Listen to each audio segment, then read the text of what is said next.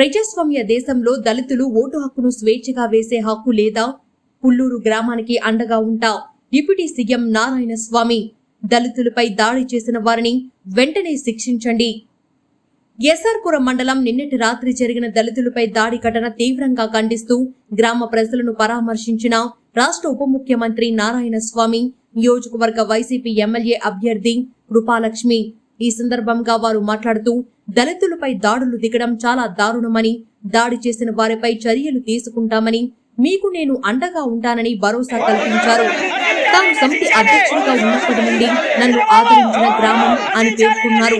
అలాంటి గ్రామంలో కొంతమంది వ్యతిరేక వర్గాలను ఏర్పాటు చేసి దళితులను చిన్న చూపు చూస్తూ వారిని అణగదొక్కే ప్రయత్నం చేస్తున్నారని మండిపడ్డారు.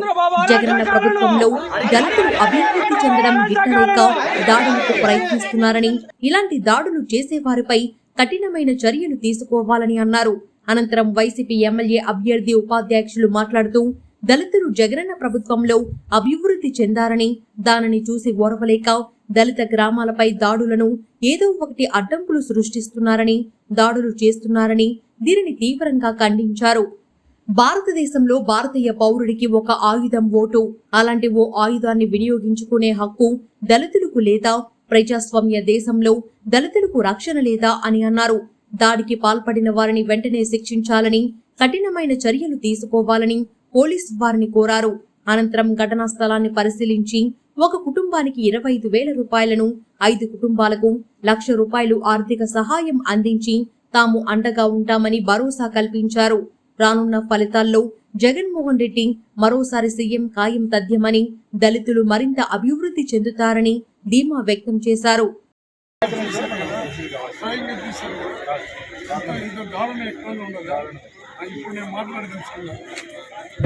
ఈరోజు పుల్లూరు గ్రామం అనేది నేను సమితి ప్రెసిడెంట్ నుంచి కూడా చూస్తూ ఉన్నాను. నేను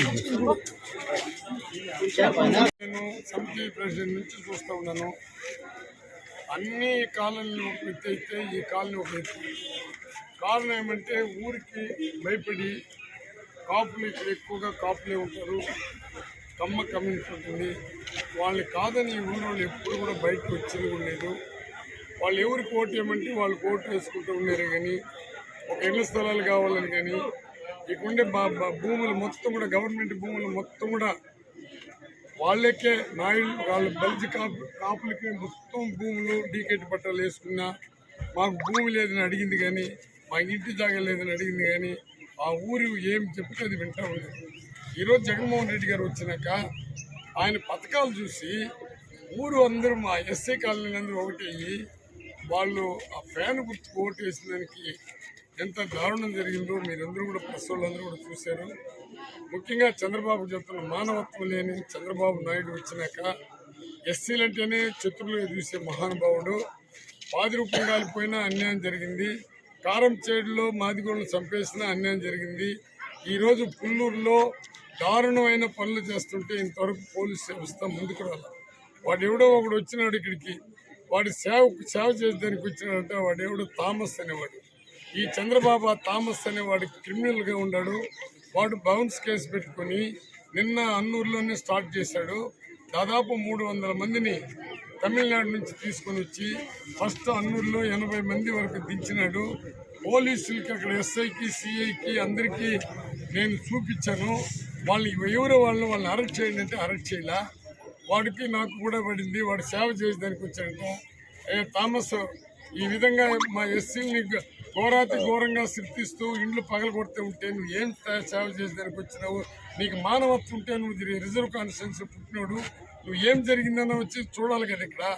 అంటే నీకు ఓటు వేసిన వాళ్ళు వచ్చి ఎస్సీలను సాగు కొట్టి వాళ్ళ ఇండ్లంతా ధ్వంసం చేస్తే చూసి సంతోషపడేదానికి వచ్చినావా?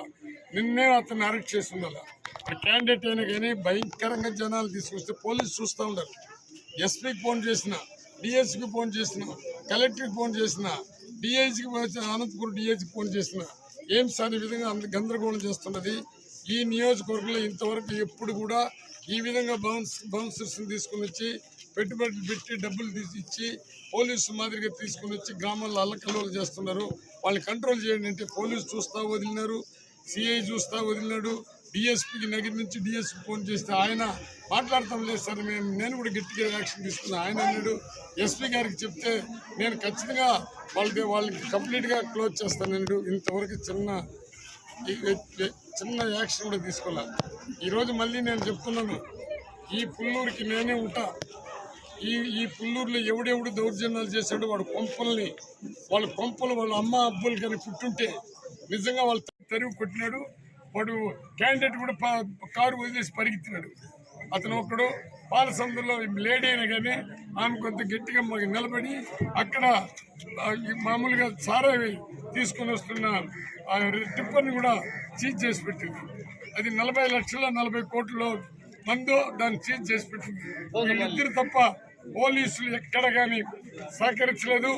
వాడు ఏం చేసినట్టు వాడు ఓపెన్గా చెప్తున్నాడు, పోలీసు వాళ్ళకి 10 లక్షలు ఇచ్చినాను, సిఐకి ఇచ్చినాను, ఎస్ఐకి ఇచ్చినాను, అందరినీ మేనేజ్ చేసినందుగా ఎప్పుడు నేను ఇటువంటి చరిత్ర చూడాలి.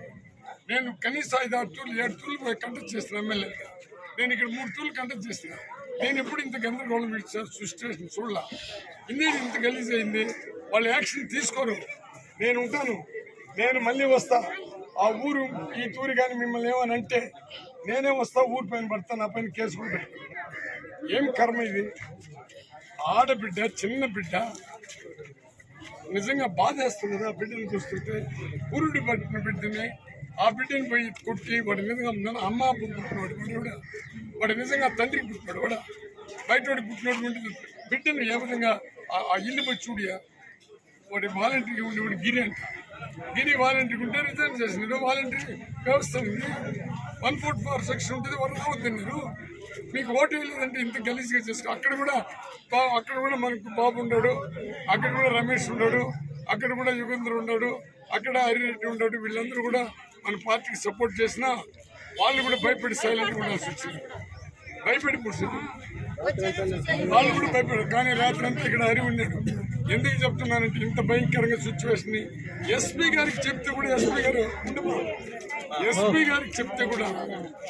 ఎస్పీ అనేది నాకు అర్థం కలప. ఆయన ఐఏఎస్ ఆఫీసర్గా పనిచేసేదానికి వచ్చినాడు, లేకపోతే చంద్రబాబుకి ఏమన్నా ఊడికి చేసేదానికి వచ్చాడు, ఇక్కడికి నాకు అర్థం కల. ఆ మహానుభావుడికి 10 టూర్లు చెప్తే సార్ ఇప్పుడే సార్ యాక్షన్ తీసుకుంటాను. ఆ డిఎస్కి ఫోన్ చేస్తే సార్ ఎలక్షన్ అయిపోయింది సార్, కౌంటింగ్ అయిపోయింది, మీ పాపే గెలుస్తుందా సార్, పెద్ద మెజార్టీ గెలుస్తుందా సార్, అప్పుడు తొక్కేస్తానని అతను అంటాడు. సిఐలకి ఎస్ఐలు చెప్తే మేమేం చేసి సార్ ఎస్పీ గారు 1 సైడ్గానే ఉండమన్నాడు అని ఇప్పుడు 2 నెలలుగా ఈ ఎస్పీ వచ్చినప్పటి నుంచి కూడా వాళ్ళ పాపం ఎస్ఐలు సిఐలు బాగుండేవాళ్ళు, వాళ్ళు 1 సైడ్ ఉండమని వాళ్ళు అన్నారు. అంటే మనకి ఇంక దిక్కు మనమేయా, మన జాతికి దిక్కు మనమే. నేను చెప్తున్నాను, ఈ జాతిని ఎవడు ఉద్ధరించాల్సిన అవసరంలా, పోలీసు ప్రొటెక్షన్ మాకు అవసరం లేదు. నాకు శక్తి ఉంటే నేను ఈ జాతిని కాపాడుకునేదానికి ఈ జాతికి మనమే లీడర్గా నిలబడదాము, మనమే సైనికులుగా నిలబడదాము. ఒక్కొక్క నా కొడుకుని ఏం చేయాలో చేస్తాము. ఆ పిచ్చి ముండా కొడుకు ఒకటి చేరినాడు, వాడికి రాజకీయ చరిత్ర తెలుసు. ఊళ్ళో పార్టీలు ఎంత లాక్కున్నా చంద్రబాబు నాయుడు పిచ్చి పెట్టిపోయి ఈ విధంగా దళితులపైన దౌర్జన్యం చేస్తుంటే వాడి పార్టీలో ఉండేవాడు అందరూ దౌర్జన్యం చేసేది. వాడు సింధమనేని ప్రభాకర్ ఎస్సీలు కొడితే ఏం మాట్లాడు, ఈ ఆదినారాయణ రెడ్డి ఎస్సీలు తిరిగితే ఏం మాట్లాడు, ఈ ప్రభాకర్ రెడ్డి ఎస్సీలు తిరిగితే ఏం మాట్లాడు.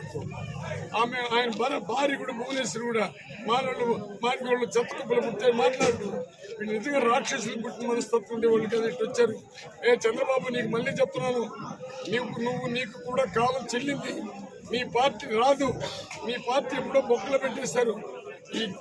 ఇతను ఈ విధంగా థామస్ అనేవాడు ఏటీఎం కార్డు ఇచ్చాడు, ఎస్సీలకి ఏటీఎం కార్డు ఇచ్చి వాడు నిజంగా ఏం చదువుకున్నాడు, వాడు ఏం డాక్టర్ జవాబు చెప్పాలా.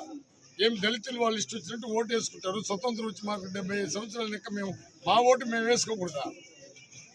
అమ్ముడా కొడుకు తండ్రికి పుట్టినాడో తల్లికి పుట్టినాడో లేకపోతే ఎవరైనా పనికిరాని రాక్షసులు పుట్టినారేమో. ఒక రాక్షసులు కూడా ఈ విధంగా తాండించారు. ఆ రాక్షసుల మూటకు సంబంధించినటువంటి ముఠా నాయకుడు ఆ చంద్రబాబు ముఠా నాయకుడు ఇటువంటి క్రిమినల్ కేసు పెట్టుకునే వాళ్ళని ఇటువంటి రౌడీల్ని తయారు చేసి వదిలితే పోలీస్ వ్యవస్థ సైలెంట్ అయిపోయింది. ఎందుకు సైలెంట్ అయిపోయిందంటే పోలీస్ వ్యవస్థ ఒకవేళ రేపు చంద్రబాబు వచ్చేస్తే మనం ఏం చేయాలా అని చెప్తూ నాతోనే చెప్పారు. మేము ఎలక్షన్ వరకు గమనించండి సార్, డిక్లేర్ అయినాక అప్పుడే యాక్షన్ తీసుకునే వాళ్ళు తొక్కుతాను. ఇది పోలీస్ వ్యవస్థ. నాతో కూడా ఇంతవరకు నేను దాదాపు 40 సంవత్సరాలు రాజకీయ చరిత్రలో ఉన్నాను. ఏ రోజు కూడా ఇంత దౌర్జన్యాలు చేసిన చూడలా. ఫస్ట్ పాతిరూపం కాలినప్పుడు నేను సమితి పెట్టుకున్నా, అప్పుడే ఇట్నే చేశారు. ఈరోజు నేను వీళ్ళు బయటకు వచ్చారు పాపం. నేను ఓటుకు కూడా ఇక్కడికి రాలా. ఒకరోజు వచ్చి ఊరికి కనబడిపోయిన వీళ్ళకి ధైర్యం ఉన్నా. ఎవరో చంద్రబాబు అబ్బాయి పేరు శోభన్ బాబు అనే పిల్లడు బెంగళూరు నుంచి పిల్లకాయలంతా వచ్చారు. వాళ్ళకి పొట్టంటే విద్యకి ఇంత ఇంపార్టెంట్ ఇచ్చినాడు జగనన్న. ఈ విధంగా ప్రతి ఇంటికి డబ్బులు వేస్తున్నారు. ఇప్పుడన్నా మనం ఐకమత్యం ఉండని ఈ బెంగళూరుకు సంబంధించిన ఆ లీడర్లంతా వచ్చి అందరినీ ఓటుగా చేస్తే మన ఓటు మనం స్వేచ్ఛగా వేసుకునేదానికి కూడా లేకపోతుంది. నిన్న అన్నూరులో తమిళనాడు వాళ్ళు తీసుకుని వచ్చి అక్కడ గలాట చెప్పించారు. అక్కడ నేను ఉండే లోపల పోలీసు ఏమీ యాక్షన్ తీసుకున్నారు. మళ్ళీ పచ్చికాపాలం పోయినాడు, అక్కడ గలాట చెప్పించాడు. మళ్ళీ చెక్కదొనకు పోయినాడు, అక్కడ గలాట చెప్పించాడు. మళ్ళీ ఏం చేసినాడు, మా పాపని వాడు ఎవడో సతీష్ నాయుడు అని దేవళంపేటలో ఏమే ఎవరే నువ్వు లోపలికి రావద్దే, నువ్వు మాలముండా నిన్ను చెప్తూ కొట్టానని ఆ ముండా కొడుకు అక్కడ మాట్లాడాడు. వాడు వర్కులు చేసుకుని బిల్లులంతా నా దగ్గర తీసి తిన్నాడు. వాడు అమ్మ అబ్బ పుట్టినాడు లేదు కానీ మా పాపని వాడు అట్లా తిట్టినాడు. వీడు ఈ రౌడీజం చేసుకుని వీడు సేవ చేసి తినిపించాడంట. అసలు రిజర్వేషన్ అంటే వాడికి బుద్ధి జ్ఞానం ఉంటే రిజర్వేషన్ అంటే తెలుసా? ఈరోజు రిజర్వేషన్ లేకపోతే రేపు చంద్రబాబు అందరూ కలిసి ఎస్సీ ఎస్టీ బీసీ రిజర్వేషన్ తీసేపోతున్నారు. ఆ రిజర్వేషన్ లేకపోతే వీడు ఎక్కడ తిరుగుతాడో సేవ చేసి తినిపించాడు. సేవ చేసేవాడు రౌడీని తీసుకుని అల్లాగుంట హరిజన వాడిని చెడిపోయేదానికి అల్లాగుంటలో పుట్టినాడు. అల్లాగుంట హరిజనులు 75% జగన్మోహన్ రెడ్డి పక్కనే ఉన్నారు. జగనానికి ఓటు వేశారు. కానీ బయట ప్రచారం ఏమైందంటే వీడు అందరి కేపీ గ్రామం తీసుకుని మరి 30 మందిని మళ్ళీ పాలసంద్రంలో అక్కడ ఒక 3 గ్రామాలు పాపం పాలసంద్ర సిఐ మాత్రం పోలీసులు ఆ సిఐ తప్పిపుట్టుకున్నాడు. అన్యాయాన్ని మనం కళ్ళారా చూస్తున్నాము. దళితులు అంటేనే ఒక చిన్న చూపు వాళ్ళకి. తెలుగుదేశం పార్టీ వాళ్ళు కానివ్వండి, జనసేన పార్టీ వాళ్ళు కానివ్వండి, మనుషులుగా చూడకుండా డెలివరీ అయ్యి అప్పుడే వచ్చిన బిడ్డను కూడా వాళ్ళు వదలకుండా కొట్టుండారు. దీనికంతా తగిన చర్యలు మేము తీసుకుంటాము. పేదవాళ్ళకి ఎప్పుడు అండగా నిలిచే మా నాన్నగారితో పాటు నేను ఎప్పుడు ముందుంటాను. ఎవరికి ఎక్కడ ఎటువంటి అన్యాయం జరగకుండా మహిళలకు కానివ్వండి, దళితులకి మేము ఎక్కడ ఏ చిన్న ఇబ్బంది వచ్చినా మేము ముందుండి చేస్తాము. వీళ్ళందరికీ మేము న్యాయం చేస్తామని, దీనికోసం మేము పోరాడి తగిన కఠిన చర్యలు తీసుకుంటామని ఎస్పీ గారు దయచేసి మీరు వెంటనే యాక్షన్ తీసుకోవాలని మనస్ఫూర్తిగా కోరుకుంటూ, మీరు దయచేసి ఈ గ్రామానికి ఒకసారి వచ్చి విజిట్ చేసి ఇక్కడ అన్యాయం జరిగిన వాళ్ళకి తక్షణమే న్యాయం చేయాలని మేమందరూ మా వాళ్ళ తరపున కోరుకుంటూ, దళితులకి ఎప్పుడు ఎక్కడ అన్యాయం జరిగినా ముందుండే మా నాన్నతో పాటు నేను కూడా ముందుండి వాళ్ళకి ఎక్కడ అన్యాయం జరగకుండా కాపాడతామని, మమ్మల్ని నమ్మిన ప్రజలకి మేము ఎప్పుడు జీడీ నెల్లూరులో అండగా ఉండి వాళ్ళకన్నా ముందు మేము నిలబడతామని మనస్ఫూర్తిగా తెలియజేస్తూ, వీళ్ళకి అన్యాయాన్ని మేము ఖండిస్తున్నాము. తప్పకుండా వాళ్ళకి న్యాయం చేస్తామని మనస్ఫూర్తిగా తెలియజేస్తున్నాము.